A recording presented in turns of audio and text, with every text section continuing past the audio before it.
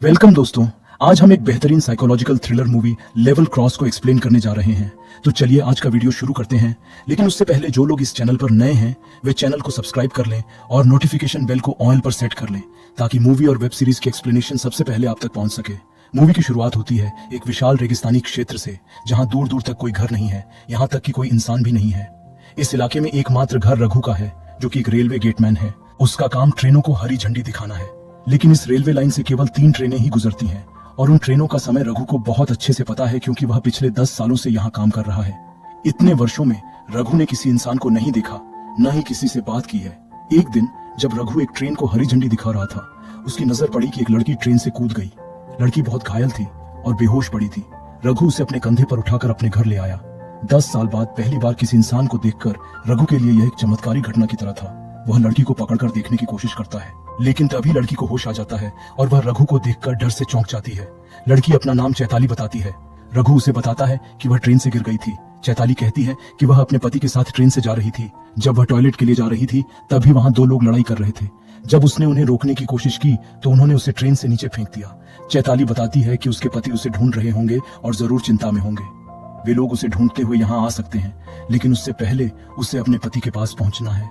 रघु उसे बताता है कि यहाँ से दूर दूर तक कोई घर नहीं है और कहीं जाने का कोई रास्ता भी नहीं है।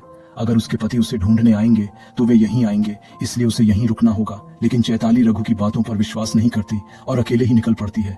चैताली काफी दूर तक चलती है, लेकिन सच में दूर दूर तक कोई घर नहीं था। अचानक उसे चक्कर आता है और वह जमीन पर गिरकर बेहोश हो जाती है। हम देखते हैं कि रघु उसका पीछा कर रहा था और जब वह बेहोश हो गई तो रघु उसे फिर से अपने घर ले आता है। चैताली के पैर में जो चोट लगी थी, रघु उस पर मरहम लगा रहा था। वह चैताली को समझाता है कि वह यहाँ से नहीं जा सकती, उसके पति को ही यहाँ आना होगा। लेकिन चैताली रघु पर बिल्कुल भी भरोसा नहीं कर पा रही थी।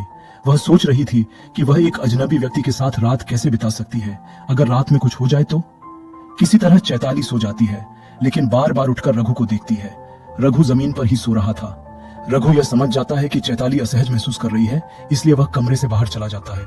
इसके बाद चैताली चैन से सो पाती है। अगली सुबह रघु अपना रोज का रूटीन शुरू करता है। वह सुबह 4:30 बजे उठता है और काफी दूर से पानी लाता है। सुबह एक ट्रेन आती है जिसे उसे हरी झंडी दिखानी होती है। पिछले 10 सालों से रघु यही रूटीन फॉलो कर रहा है और उसने आज तक कभी किसी ट्रेन का समय नहीं भूला। रघु चैताली को बताता है कि उसने पिछले 10 सालों से किसी इंसान से बात नहीं की है और उससे बात करके उसे बहुत अच्छा लग रहा है। चैताली भी अब रघु पर थोड़ा भरोसा करने लगती है क्योंकि रात में उसने कुछ भी गलत नहीं किया था। जब रघु देखता है कि चैताली का मन बहुत उदास है तो वह उसे बताता है, मैंने तुम्हें एक बात छुपाई थी। वह बात यह है कि यहाँ एक टेलीफोन है जिसमें ट्रेन के आने से पहले एक इनकमिंग कॉल आती है। रघु कहता है, ये टेलीफोन सिर्फ इनकमिंग कॉल के लिए है, लेकिन अगली बार जब यह बजेगा तो मैं उन्हें तुम्हारे बारे में बता दूंगा ताकि वे तुम्हारे पति को आसानी से ढूंढ सकें। कुछ देर बाद टेलीफोन बजता है और रघु चैताली के बारे में बताने ही वाला होता है कि अचानक चैताली कॉल काट देती है। रघु हैरान होकर पूछता है कि चैताली ने ऐसा क्यों किया। तब चैताली स्वीकार करती है कि उसे ट्रेन से फेंका नहीं गया था, बल्कि उसने खुद ही छलांग लगाई थी क्योंकि वह अपने पति से भाग रही थी। वह बताती है कि वह एक साइकियाट्रिस्ट है और उसने खुद अपने पति का इलाज किया था। इसके बाद चैताली अपने फ्लैशबैक में चली जाती है और अपनी कहानी बताने लगती है। कुछ साल पहले जिंचो नाम का एक मरीज उसके पास आया था जो गहरे अवसाद से गुजर रहा था।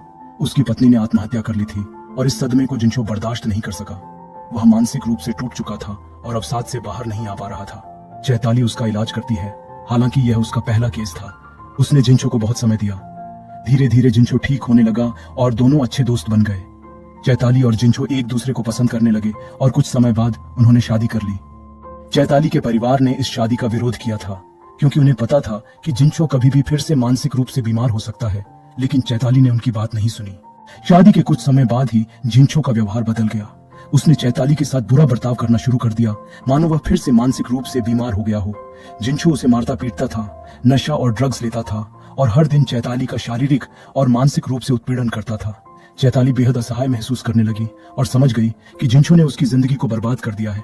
फ्लैशबैक से वापस वर्तमान में आकर चैताली अब रघु पर थोड़ा भरोसा करने लगती है। फिर वह स्नान करने जाती है और रघु चुपके से उसे देख रहा होता है। बाद में जब चैताली स्नान करके वापस आती है तो रघु उसे कपड़े देता है और उसकी पीठ पर लगे चोट के निशानों के बारे में पूछता है। चैताली समझ जाती है कि रघु ने उसे देखा है और वह कहती है कि ये निशान उसके पति के अत्याचार का परिणाम है। इसके बाद चैताली फिर से अपने फ्लैशबैक में चली जाती है। उसने लंबे समय तक जिंचो के अत्याचारों को सहा, लेकिन एक दिन उसे जिंचो की डायरी मिलती है। डायरी पढ़कर चैताली को पता चलता है कि जिंचो की पत्नी ने आत्महत्या नहीं की थी, बल्कि जिंचो ने उसकी हत्या की थी। उसने इसी तरह अस्पताल की एक नर्स की भी हत्या की थी। डायरी में उन हत्याओं के कारण भी लिखे हुए थे। तभी जिनसो आता है और देखता है कि चैताली उसकी डायरी पढ़ रही है। वह उसे बुरी तरह से मारता है और पुलिस से बचने के लिए चैताली को ट्रेन में लेकर भागने की कोशिश करता है और उसी क्षण चैताली ट्रेन से कूदकर भाग जाती है। वर्तमान समय में लौटकर चैताली अपनी पूरी कहानी खत्म करती है। यह सब सुनने के बाद रघु कहता है, तुम्हारी और मेरी कहानी काफी हद तक एक जैसी है। मेरी दुनिया में कोई नहीं है और तुम्हारी भी नहीं। हम यहाँ साथ में शांति से जीवन बिता सकते हैं। लेकिन चैताली समझ नहीं पा रही थी कि रघु असल में क्या कहना चाहता है। तभी ट्रेन के आने का समय हो जाता है, इसीलिए रघु ट्रेन को हरी झंडी दिखाने चला जाता है। इस बीच चैताली रघु की मदद करना शुरू कर देती है। वह उसके लिए खाना बनाती है और उसका घर साफ करती है। चैताली के हाथों में इस समय कुछ ऐसा आया जिसे देखकर वह चौंक गई। कुछ पत्रिकाओं की कतरनों में लिखा था कि एक व्यक्ति ने 4 लोगों की हत्या करके भाग गया है।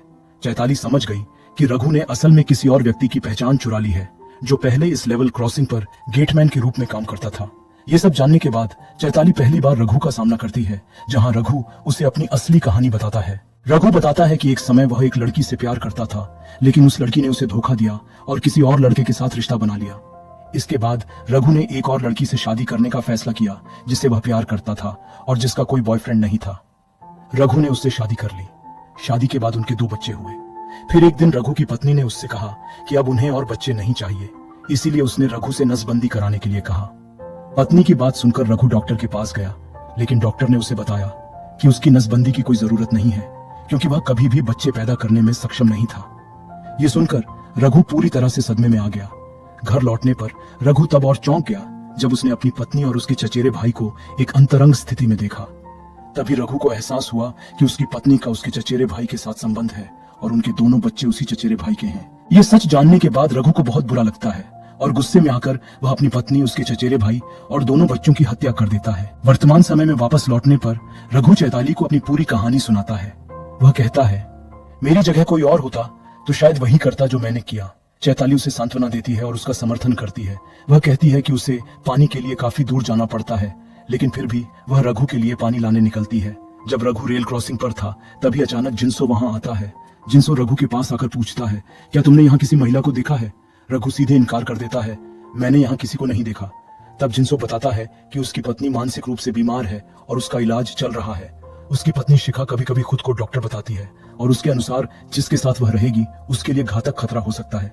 जिनसो रघु से अनुरोध करता है कि अगर वह शिखा को देखे तो उसे बता दे, क्योंकि उसकी पत्नी खतरे में है। यह सब सुनने के बाद रघु का मन उलझन में पड़ जाता है। वह समझ नहीं पाता कि वह किसकी बात पर विश्वास करे। इसके बाद रघु जल्दी से उस जगह जाता है पानी लेने गई थी। वहां वह चैताली से बात करता है। चैताली बताती है कि शिखा जिनसो की मृत पत्नी का नाम है और जिनसो ने ही अपनी पत्नी की हत्या की थी। वह समझाती है कि जिनसो सभी को धोखा देता है और उसने चैताली की जानकारी भी खोज निकाली है। चैताली डरती है कि अगर वह जिनसो के पास वापस गई तो वह उसे मार डालेगा। रघु इस बात पर शक जाहिर करता है। तब चैताली सुझाव देती है, चलो हम पुलिस को बुलाते हैं। लेकिन रघु तुरंत इनकार कर देता है। पुलिस यहाँ नहीं आएगी क्योंकि मैं भी एक भगोड़ा हत्यारा हूँ। दोनों वापस लौटते हैं और इस दौरान जिनसो चैताली को अपने साथ ले जाने की कोशिश करता है। जाने से पहले चैताली रघु से कहती है, मैं तुम्हारे साथ कुछ समय बिताना चाहती थी, लेकिन तुमने मुझे समझा ही नहीं।